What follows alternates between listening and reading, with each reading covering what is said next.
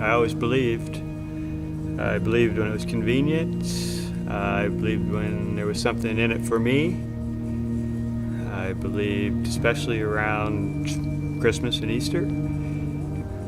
I believed enough to curse him. So I knew there was something out there, I believed, but it was always one way. I didn't feel like he knew me, cared about me, or I was ever good enough for him. But then I started to fail, and the more failures I had in my life, the more I cursed him. And I blamed him, and I blamed him for creating me the way that he created me. And I started to fail so often that I put myself in a place where I needed to seek some kind of professional help.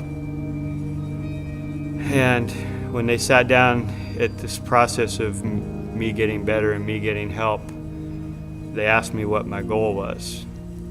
And it would have been really easy to say, keep my wife, keep my kids, get a job, quit doing this, start doing that. But for whatever reason, when they asked me, what is your goal? I wrote down 4 words: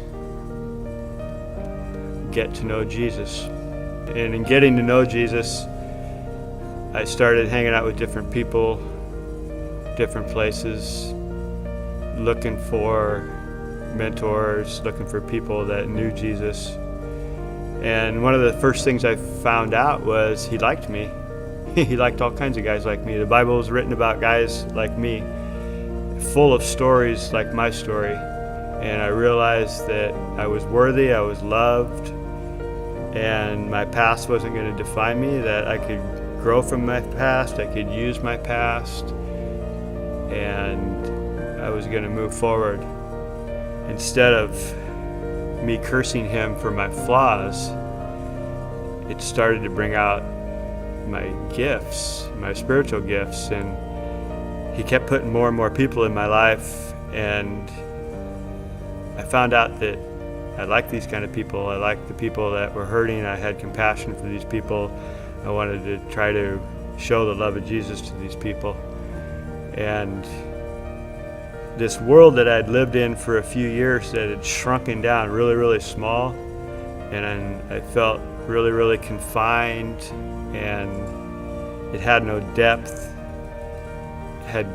All of a sudden my world got really, really, real big and just expanded, and friendships, and people, and all my relationships grew. My family was intact, and it was just amazing how I went from living in the dark and living in the shadows to living in the light, and these gifts that I had that I never knew I had kept coming out, and God kept sending me people and putting people into my life where these gifts had value, and I was able to help these people and show them that their world doesn't have to be lived in the dark either, that they can come out into the light and they can be free.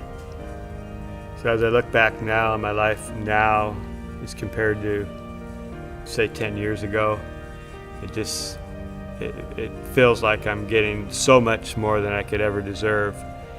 And God's put me in this place of being able to minister to teenagers. Might consider them at-risk teenagers.